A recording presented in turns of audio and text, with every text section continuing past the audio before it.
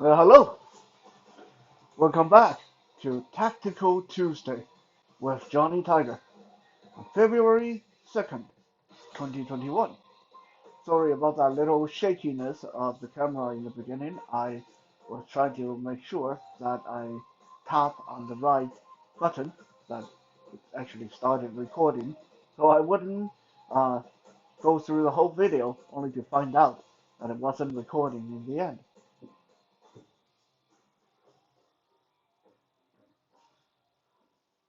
Quite often, to a beginner martial artist, a beginner fighter, beginner self-defense practitioner. The idea behind throwing a proper punch, throwing a proper kick, throwing a proper elbow, cutting a proper slash with a knife can be very overwhelming, very daunting. Because when you really think about it, what a lot of us take for granted is there's a lot to think about. Just in a simple, proper punch. Of course, anyone can throw a punch.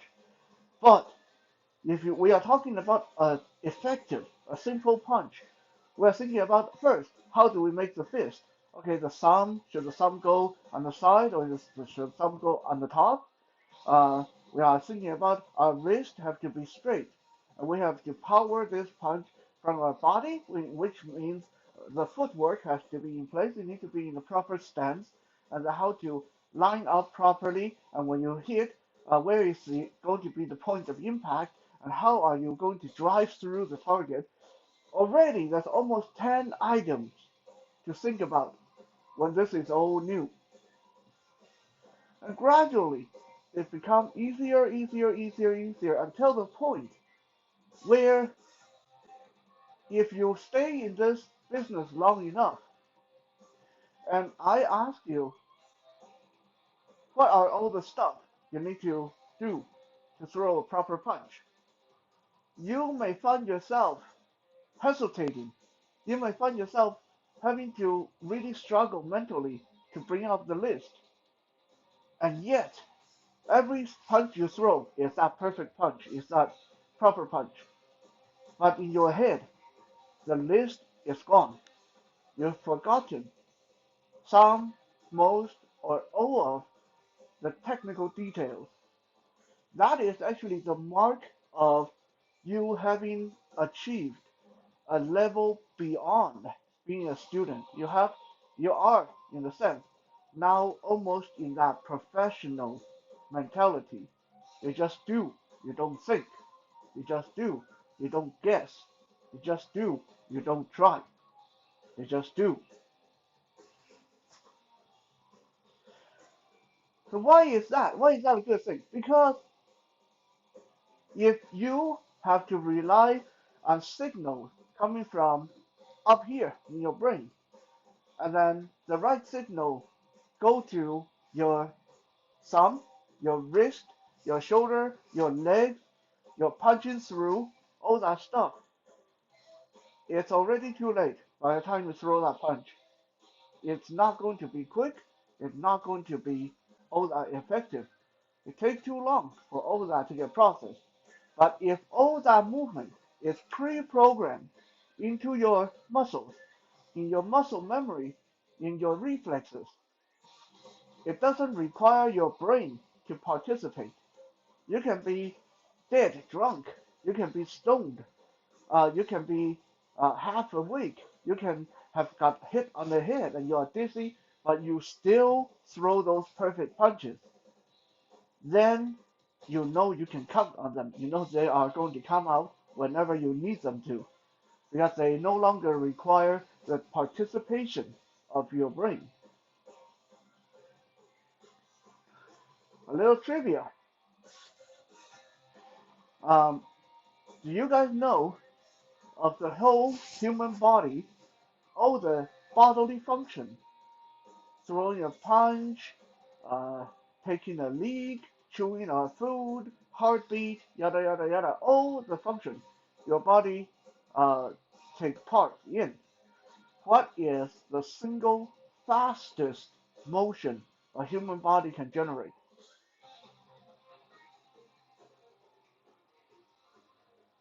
If your answer is sneezing, then you are correct.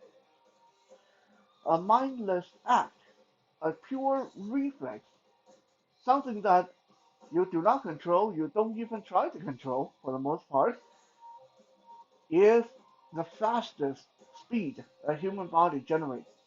When a sneeze comes out of your body, it goes almost as fast as a car at full speed. It's crazy.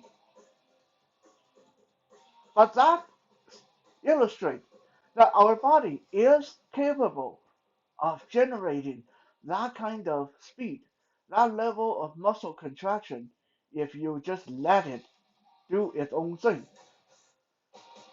Think back the first time you put your hand on something really hot, that's how fast it was, and you pull your hand back without having to think. Think of the first time someone pricked you with a needle, how quickly you jerk your arm away. Think of the first time you got electrically shocked when you touch a light socket with a wet hand. Don't try that, it's not recommended, but I think a lot of us have experienced that. How quickly you just yank your arm away from that.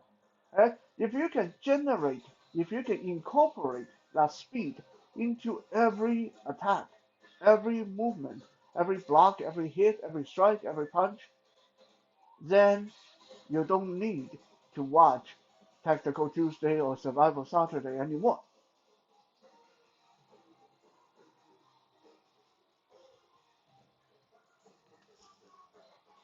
So today, while it is something generating that kind of muscle memory, that kind of reflex, that kind of speed, it's something that only you can work up to after years and years of training. I'm going to nonetheless teach you a little trick that I personally use all the time, a little technique that will allow you to speed up your punch, your strike, your movement. This is something that probably not going to work for everybody, and it's going to work to different degree to everybody because it does take a bit of self hypnosis or self mental conditioning. But if you work on it, you will find that by incorporating this little technique, your punches, especially your punches, will gain at least twice the speed or nearly twice the speed as your normal punches. This technique is called trigger punch. What is trigger punch? First, let me show you guys what I do. Regularly, let's say we go from regular fight stance, I'm going to throw a punch.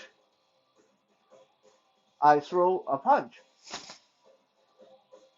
Okay, the command, extend my arm, lock my wrist, make sure I hit with the right part of the fist. I throw a punch. Boom. Okay, and then of course I pull back, make sure I pull back, block. After that, when I make a trigger punch, I do not start by clenching my fist. I start by holding my finger, my index finger out a little bit, the rest of my hand a little bit loose, like this, like I'm holding a gun, like I'm holding a gun. Okay, in my head, I'm picturing a gun.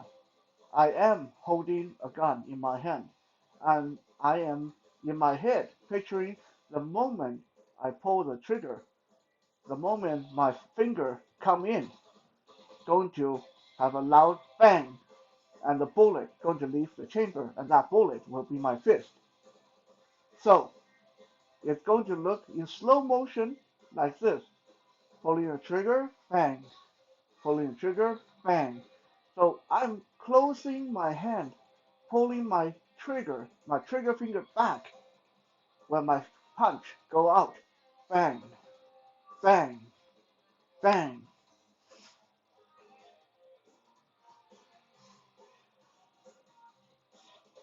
I was talking about this with my student the other day. When you are throwing your strikes, kicks, punches, elbows, knees, whatever, what you envision in your head is very, very important. So don't just let yourself go blank in the head. It's not going to be all that effective unless you are some kind of professional ninja assassin that practice the art of being Zen while you're fighting. Okay? In your head, if you imagine every punch as the noise is swish, swish, swish, or smoosh, smoosh, smoosh, okay?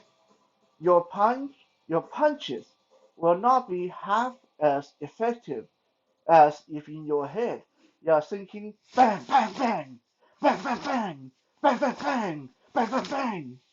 Okay? If you want to perform violent act, you got to think of violent sound, violent images. If you want to perform sexual act, we're going PG here. If you are going to perform sexual act, you need to think about erotic things, erotic noises. You don't think about baseball. Just like when you are throwing punches, you do not think about what to make for dinner. So, trigger punch is exactly using that principle. In my head, if I'm thinking throwing a punch, then this will always be kept in the limitation of a punch. But if in my head I'm thinking a gun, then this, well, it will never become a gun, but it will at least try to stimulate the feeling of a gun, feeling of a gun, feeling bang, gun bang. Okay, that is part one of why this works. Part two, why trigger punch work really good, is that it's a small, very simple movement by moving my finger. Okay, so if when I'm going to throw a punch, if my head is busy thinking about which muscle push which muscle, wrist have to be straight, knuckle have to be out, thumb have to be in, feet have to be in the right direction, all that. Okay, again, it's not going to work. I'm just hampering myself. So I instead make my brain think of moving my finger and let the rest of my arm, feet, body do their own thing. So my brain is not so focusing on throwing this punch. My brain is focusing on pulling the trigger, and the rest will follow. Okay? The only thing I tell myself is the moment I pull the trigger, my punch go out. So now my brain focus on moving the finger, and the rest follow without thought.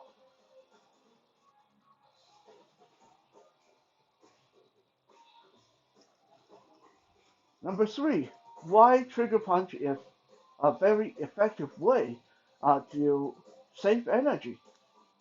Because if I keep my hand clenched in a fist like this, eventually I'm going to get tired. Eventually my muscles start to get sore, stiff, my arms start to feel like wet noodle. But if I let my hand relax, my fingers are open, I'm holding a very imaginary gun, which doesn't weigh anything, and all I'm doing is pulling my finger back, pulling my finger back. This relaxes most of my arm while maintaining the speed advantage, power advantage, without me having to constantly burning energy by keeping my fist tight.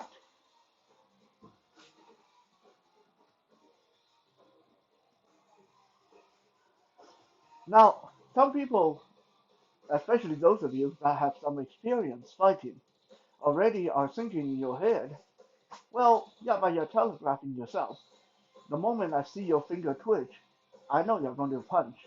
Then I know how to block. I know when to block.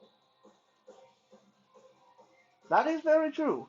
But you are only working under the assumption that I am a newbie. Because for me, if I know that you are wise to my trick, okay, I do my trigger punch a few times, and then you happen to start to block more and more often. Now I know that you're onto my finger movements. Then it's a simple matter, watch this, of me moving my finger. Now, when I have my hand like this, I move my finger, straight punch, straight punch, straight punch. Okay? I do this long enough. Like I said, if I was a newbie, I keep this up. You're going to be able to block this because you will pay your attention to my finger. The moment I move my finger, you block. The moment I move my finger, you block. But what if it's like, what did I do there? I pull the trigger, but the part of me that moves is my leg. Okay? Trigger. Okay? I don't need to do trigger punch. I can trigger kick. I can trigger elbow. I can trigger anything. As long as my mind is I'm moving my finger, I can have the rest of my body follow in whatever fashion I choose. It doesn't always have to be straight punch. It can be trigger hook. It can be hook, hook. Okay?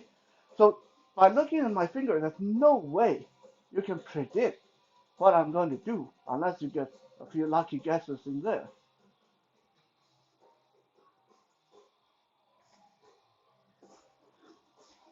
Now before we end the video, I want to do a quick demonstration.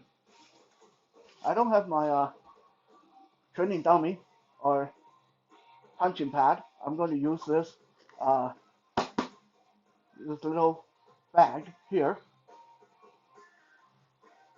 Without someone holding this for me, this is going to look a little hokey, but I hope this conveys the idea to you guys. Okay, I'm going to hold this in my left hand, this bag in my left hand. My right hand is going to do the punching. Okay, I'm going to start by holding my right hand in regular punching, clenching my fist. I'm ready for MMA match kind of deal. Okay, I'm going to say go, and I'm going to throw the punch. I'm going to say go, throw the punch. Okay, you guys pay attention to how big a gap there is between go and the impact. Okay, regular punch. Go, go, go, go, go, go, go, go. Okay. Now I'm going to do trigger punch, and you guys to tell if you can tell that if there's a difference in speed. Trigger punch, hand nice and loose, holding the imaginary gun. Go, go, go, go, go, go, go, go, go, go, go, go.